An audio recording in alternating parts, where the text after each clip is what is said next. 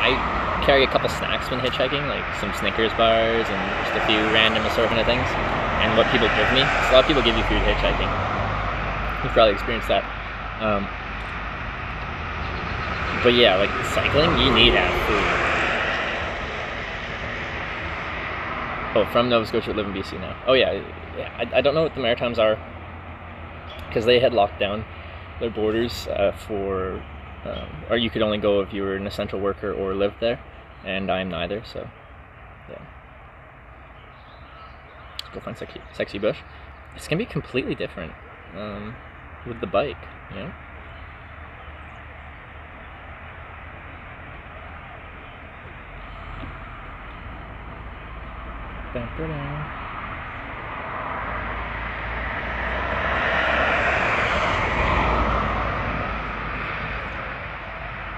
Envy a little despite all the torture. Yeah, like this is going to be physically challenging. It already, well, mostly hunger wise, like my body's just, I haven't even ridden that far. Like we're just under, what did I say, 67 kilometers. I just tell my body's just dying for calories. It's like, please, Trevor, please feed me. What else do I have? Yeah, I'm just gonna eat more here. I'm gonna have my full meal based off of what I have. Also, that will make things lighter because I have a decent amount of food, more than I'd probably like to have right now. So I'll just dig into that, and I'll camp. There's just lots of woods around here. Lots of woods. Probably won't show you guys where I'm staying, which is a common thing on this channel, and then you guys can see in the morning. But it's gonna be much harder to find a secluded place with this freaking bike. I'm like, how far do you make it today? 67 kilometers so far. And I'm probably gonna stay around here. I have enough daylight where I could push another 20 kilometers or something like that if I want to. And I just ate so I could push it and then set up and eat then, but I don't want to.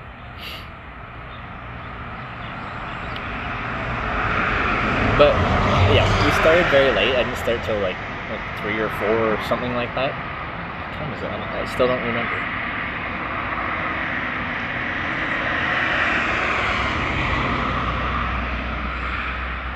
But there's a tap around here outside. Campground and stuff. Refill. I've got 2 more water bottles full, but long way to go for East Coast? Yeah, like, well, 7,000 to St. John's. Yeah, like 6,000 for like Halifax.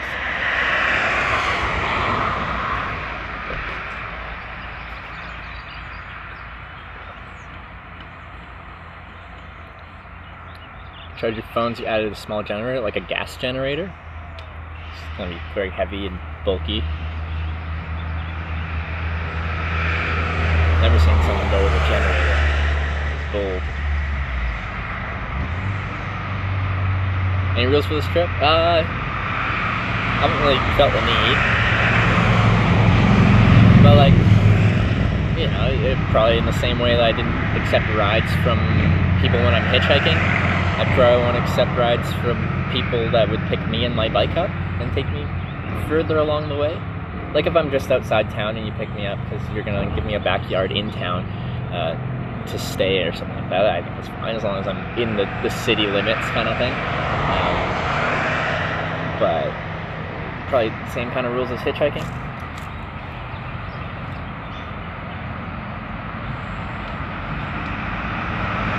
It's a long time no see traveling again, yes. And I'm very happy to be traveling again. I think I was going crazy staying in like one kind of area for 3 months. I think like my norm was 100% like constant movement and never stopping anywhere. And I think I've broken my brain a little bit for like normal lifestyle where you have a routine and a home. I really struggle with like home routines. Always lock your bike to a tree and spoof it with your equipment account. Just a suggestion. I don't know if I trust it though.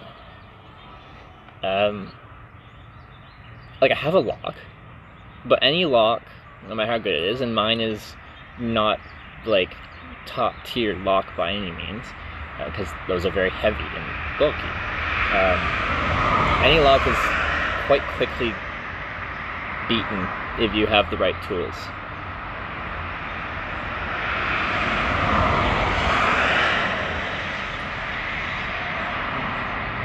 NEM was on with Awkwards today, and we're talking about how sudden the stop was and how it's great that people are clawing it back a bit. Yeah, like some people managed to pretty much stream IRL through the whole thick of it.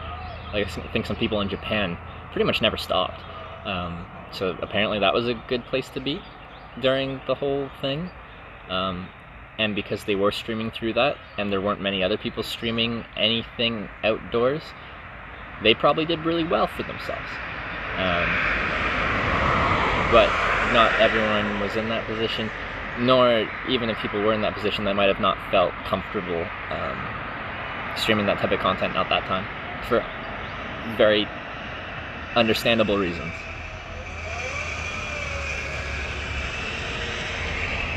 Any saves beatable? Any locks definitely beatable? See, when we're talking like bike thieves, I don't know any bike thieves that go for the lock, like to defeat the lock in a kind of picking fashion. Oh, you could say defeat it because there's like ways to kind of just like smash the lock out. But most people just go to break the shackle, or if it's a cable lock, break the cable, or a U-lock, break the steel U. They just either bring like cable, or like whatever, wire cutters, or an angle grinder. Just have at her. And bolt cutters, that's the word I was looking for. What did I say? Cable cutter? Anyway.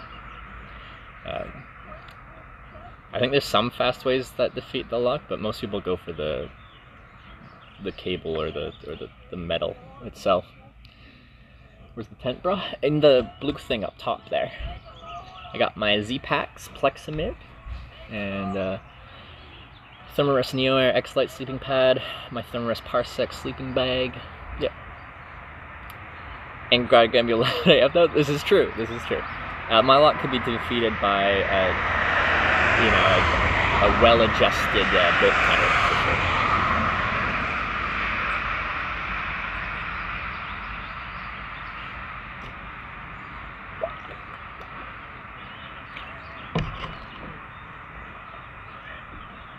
Okay, so where do I want to go?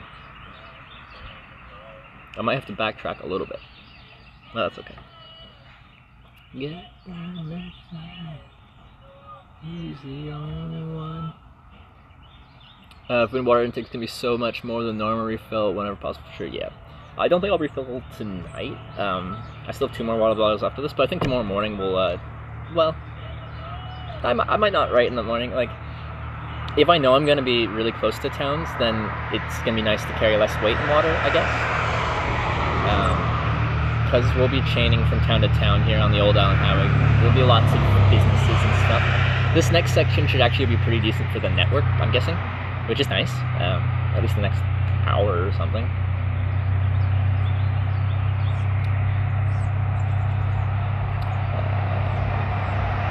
Planned route, no sniping Alberta. Pretty much Trans-Canada, but like going through the prairies, maybe I won't go like right on the Trans-Canada. I might go to a road that follows in parallel but is less busy.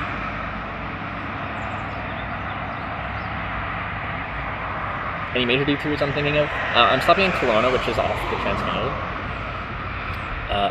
Nor would I stick to the Trans-Canada through BC anyway. It's probably not the nicest highway to take. I still have to choose my route going east of Vancouver. Between Vancouver and like Calgary is like there's several options, so I have to decide which one. And they're all going to be brutal, like very difficult. Beautiful scenery, but absolutely destroy your body, brutal. And then the prairie should be easy going, unless you get a headwind.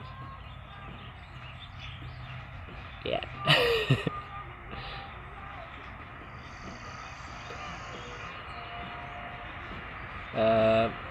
have an extra brand new water bladder backpack for cycling if you're interested in having future hitchhikes, bike rides. I think if I was going, like,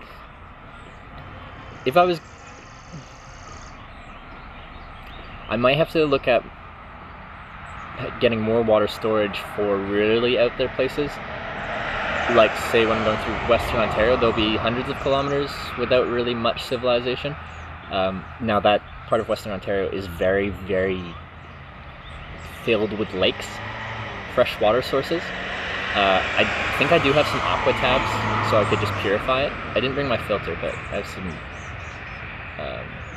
something that would kill all your living things in the water. So it would be two different approaches there. It'd be either bring more water or treat water.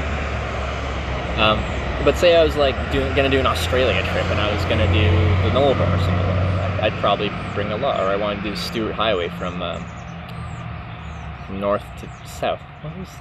What's the city, kind of middle Australia, but at the very northern part? What's that place called? I didn't go there, but I went to the Stewart Highway. I don't know, I can't remember. Anyway, if I was in the outback of Australia, I'd bring many liters of water. When I was hitchhiking, I brought 5 liters of water because I was concerned I'd get caught out for more than a day. And you burn through it fast because it's a very dry, hot heat. Darwin. Yeah, I think it's Darwin. Thank you. They gave me snacks. Yep. Perth's west coast. I went to Perth. Perth was nice.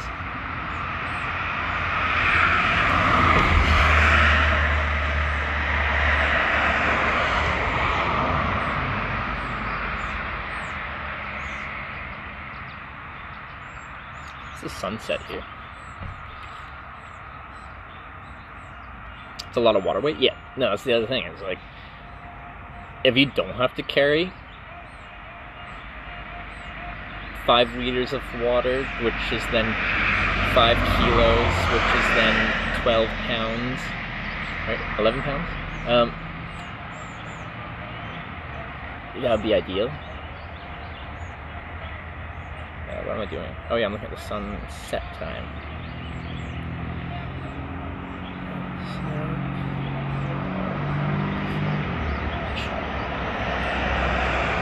It's water that you carry over your bike. Doesn't take much energy and you need lots of water. What do you mean carry over your bike? I have 3 water bottles right now.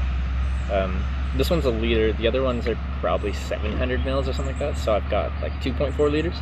Which I think is a decent amount for the conditions we're experiencing right now and for the types of, for how rural I am. In the future I suggest a lighter bike for longer treks.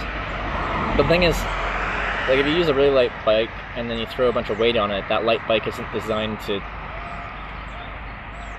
be like a touring bike. It isn't designed to put your panniers on there and just truck it out for 100+ kilometers a day. This bike is exactly made for it.